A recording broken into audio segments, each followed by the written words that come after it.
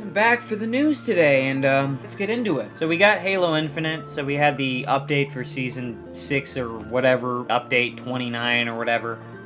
So this was last week, but we've got a good one, guys. Halo Wars is Mark IV armor. I honestly thought they were done with armor cores because they were more focused on cross-core. But Halo Infinite is done with Seasons, doubling down on the free operations instead. Lots of free content is coming, including armor worn by Spartans in Halo Wars 2, or Halo Wars 1, whichever one you choose to look at with that. Anyways, so they're calling them content updates now, so CU29, I believe. If they use their words, they've already updated the game a total of 28 times, I guess. I don't know, I haven't been counting. But Halo Infinite is done with Seasons and won't receive a Season 6 instead. Developers 343 Industries is leaning into shorter free operations that will come every 4 to 6 weeks. Still getting content, just not to the same degree as we were before. It sounds like they're starting to, I wouldn't say wind down, but they're really starting to crank in the work on whatever they have in store for the future of Halo. Halo Follower, I think I mentioned him in one of my prior videos. He tends to follow the back end for jobs at 343 for what they're working on, so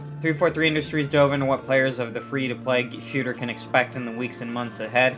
And live stream the answer is a whole lot of operations as well as free updates on January 30th. The update will add a new Halo Wars themed operation as well as the new customization options and a new map. Halo Infinite community director Brian Gerard on Steam said operations are the team is really leaning into and a big part of the game going forward, confirming at the end of the stream that Seasons, as fans have come to know them, won't be returning. Here's a wild miss this morning. So basically what they're doing is they're doing smaller updates. I wouldn't really say, to be honest with you, for the season, it's a bummer that they're dropping all that 100 tier battle pass content, but if you really think about it, they had less focus on how good the content was and more on quantity, better quality over quantity, I guess, in that regard. The other thing is so we're getting 20 tier operations. What I've seen with operations so far, so you're getting the first operation 20, then you're getting the second operation 20, you're getting the third operation 20. People may argue that the next two events, the Yappening and the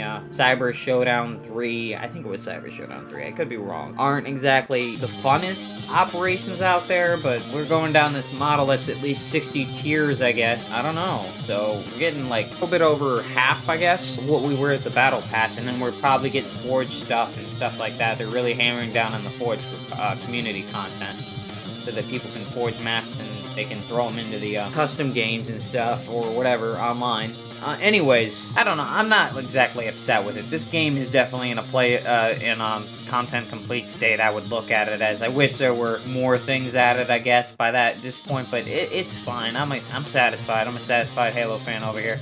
I'm actually really curious on what they're working on for the future, though, too. But operations were first introduced during Halo Infinite Season 5 and are in many ways similar to Seasons, with the main difference being all of their rewards can be obtained for free for a limited time. Halo Infinite Seasons typically lasted 4 to 6 months. Free operations only last a few weeks. As was the case with the Seasons, players can purchase a premium version to gain permanent access to each operation. After the operation has run its course, it will become available to purchase on the game's store. Players who may have missed out on earning its rewards during its limited time. By the way, I believe they said that they were going to bring back past events, past seasons and stuff, and put them in the shop or in some way or form, so you guys can go back and do that.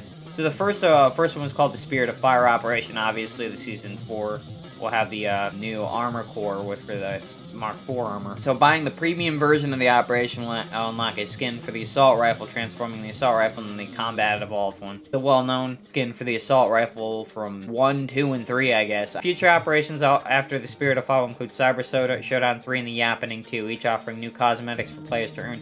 And as I said, most people are not jazzed about these two specifically. I'm not really all that jazzed about them either, but going down this path, I'm wondering what they have next after that. They already showed off 2 content palettes coming soon, like the custom alien Forge props, and then they also have a flood-themed props for Forge coming soon too. But then the first one I shouldn't think they showed off was the classic Covenant prop that is planning to come out this season, stuff for Forge. So that's happening, and yeah, I pretty much covered all of what I've seen from the last week, so. See also the helmets for Riz Vanek and all them from the new TV season of the Halo series. They're going to be ultimate rewards. I'm sure you'll have to grind them out.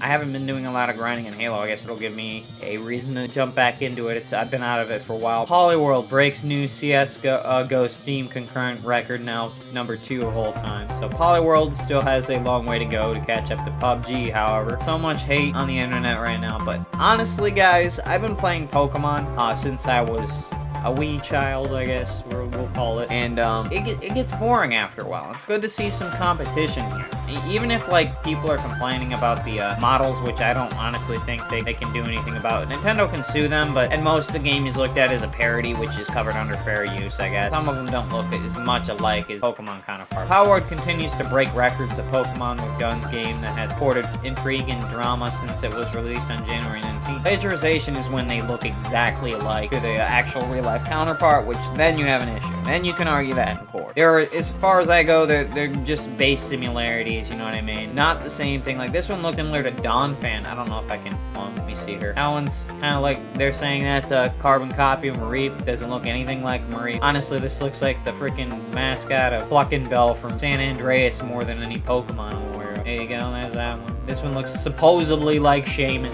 which maybe. But anyways, let's move on. And you got this one. Maybe Zoroark looks very similar. Dawn Fan, I don't know.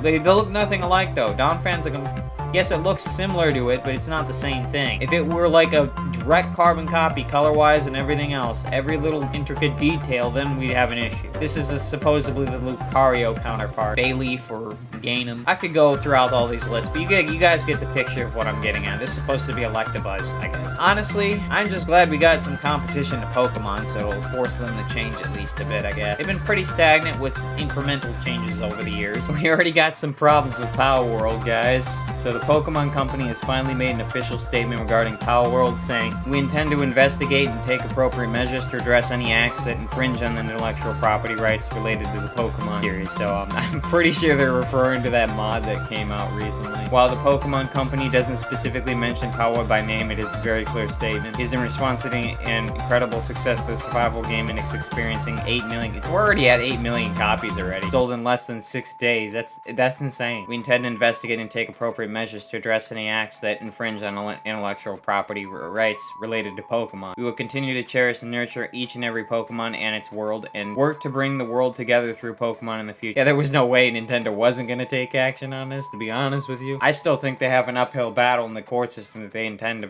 pursue this with a lawsuit, but as I mentioned before, parody is legal, so, well, at least in the US court system. So Nintendo 3DS and Wii U online services will shut down in April. You will have until March to merge your account. When they say merge your account, I'll bring over your funds from the 3DS to the Nintendo Switch. The shutdown will impact online play and functionality that utilizes online communications for both platforms, such as online co-op, internet rankings, and data distribution. Please note that if an event occurs that would make it difficult to continue online services for Nintendo 3DS and Wii U software, we may have to discontinue services earlier than planned, Nintendo said in a statement. But services are shutting down, guys, from the sounds of it. 2 exceptions to shut down are Pokemon Bank and Transporter. These will still remain online, but Nintendo reiterates that support for them may also end in the future. Fortunately, users will still be able to download update data and re-download purchased software and DLC from the eShop for the foreseeable future. Fort Pass will also be affected as it uses online communications, so that the feature will be unavailable after